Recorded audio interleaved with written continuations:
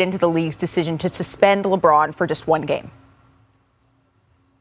Oh, Malika, let's go to two key points on the incident in Detroit the other night. Number one, the hit itself, LeBron James to Isaiah Stewart's face, opening up the cut on his face, and what looked like certainly an intentional strike to his head, and certainly that plays a part. But ultimately, in the severity of the suspension, one game, LeBron James is not a player with a history of this, and certainly he's been in the league 19 years now. That has certainly not been something you have seen from him before, and the NBA does take that into consideration. Repeat offenders, players who are continually involved in that kind of stuff, that kind of physical stuff, they're going to get a tougher penalty from the league. LeBron James, one game, and obviously it's a big one on the schedule, missing a game at Madison Square Garden against the Knicks tonight. Absolutely, and as you said, Woj, this is the first time in his career that he's been suspended. When he's been ejected in the past, it's been a two-tech ejection. We've only seen that once. So now, going to the East, to the Sixers, Joel Embiid has missed 8 games in 15 days after being diagnosed with COVID-19. So what's the timetable for his return? Malika, listen, help's on the way, and this is a Philadelphia team that finishes their road trip in Golden State on Wednesday. 6 games, started in Indiana and ends with the Warriors. A terrific win last night against the Kings. But there's optimism that Joel Embiid can be back on this upcoming homestand in Philadelphia. They play Saturday, they play Monday, and there's optimism it could be as soon as Saturday. And certainly for a Philadelphia team, if you told them at the beginning of the season they'd have no Ben Simmons, they would miss Joel Embiid, for this kind of stretch of games and still be at 10-8. I think they would take it, and the chance now to get Embiid back. Remember, it takes him a while to ramp back up physically. He's been out. He's certainly a big physical player in size, and so he's ramping back up now, and the hope is that they'll get him back on this homestand after Thanksgiving. As soon as potentially Saturday. That is very interesting. We will keep an eye on that. Thank you so much, Woj. Thanks, Malika. All right. Well, and we get to see the Sixers, you and me. Yeah, let's go. That's going to be fun. But let's go back to Detroit and let's see what happened over there. Can we go? Let's go to the LED. Let's go to this.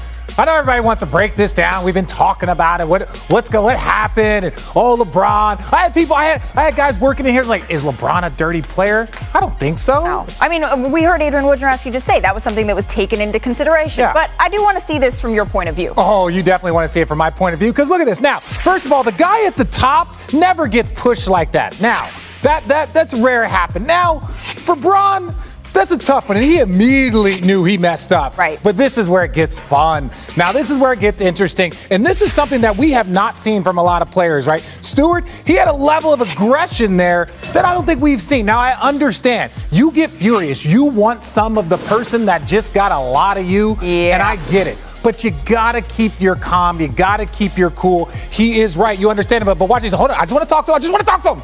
No, I'm going to go get him. Just let me talk to him. I just want to have a conversation. That's it. Look, we even got broken grapples. You hear that NFL music in the background? That's what we got. We're Berman. That's what we need because he was breaking tackles like it was Jonathan Stewart, not Isaiah Stewart. So it was impressive to see it. And now we got these two big heads. Oh, damn it. I know. We're the side. We are little compared to them. But thank you for that. I got you. Richard. These two don't need any introduction. But just in case, this is Kendrick Perkins and JJ Redick. So I want to start with you, Perk. What do you think about this 1-game suspension for LeBron and 2 for Isaiah Stewart? Was that the right amount? Absolutely, it was fair. And I think, like Woj said, it goes on your history. And I know all the LeBron haters and a lot of old heads is like, yes, we finally got him. But here's the thing, right? LeBron James, that you get tangled up in the moment. And I feel like with Isaiah Stewart, he's a guy that you could call an enforcer. Well, I was an enforcer. I actually played with a guy that was an enforcer by the name of Steven Adams. And when you're down there and you're tangling up and you're shooting elbows and you're getting physical, sometimes you're going to get caught with an elbow. You just have to deal with it. It's part of it. But I will say it was fair both ways. Isaiah Stewart, the reason he got 2 games is because he just caused this big old scene that I felt like he didn't have to cause. Kept going, JJ. Yeah, I have no problem with the length of suspension for either guy. Obviously, LeBron instigating the entire scenario, clearly intentional, probably not intentional that he hit him in the face. And Isaiah Stewart went into a fit of rage. We've all tasted our own blood. This reminded me of my 5-year-old when he falls and he sees, a scratch on him and he's fine. But then once that thing opens up and starts bleeding, he goes nuts. Yeah, once you see Perk, you look incredulous. Yeah. You look incredulous, Perk. He doesn't know what that word means because I don't know what that word means.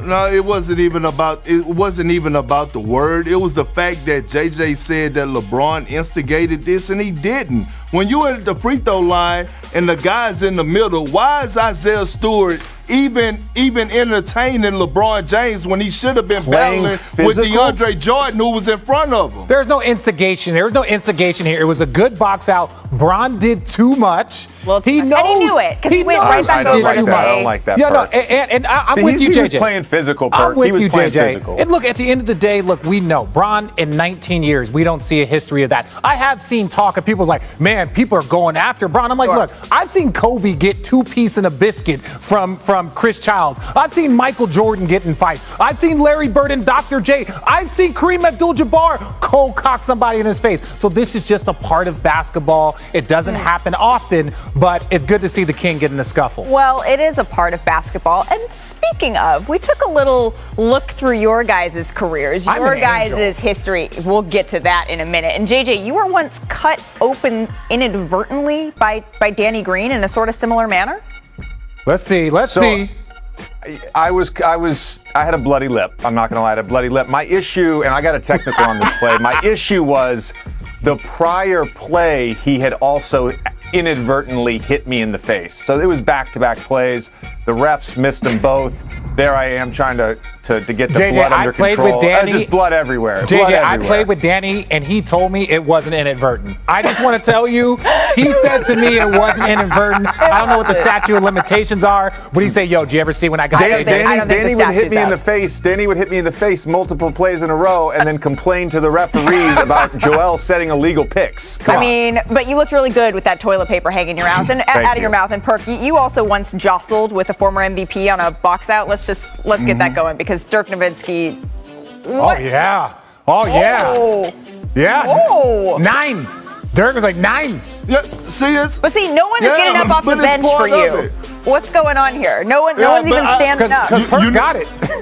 You know what? You know why? Because I came into this world one deep, and I stand one deep. I don't need nobody to help me get out of the situation. Well, but look, that goes to show you my point exactly, right? I went at Dirk. That doesn't mean Dirk is soft. That doesn't mean I didn't respect him. That doesn't mean I didn't fear him on the court, because we all fear Dirk Nowitzki and what he was capable of doing on the basketball court. But in the heat of the battle, it don't matter what the last name of your jersey is.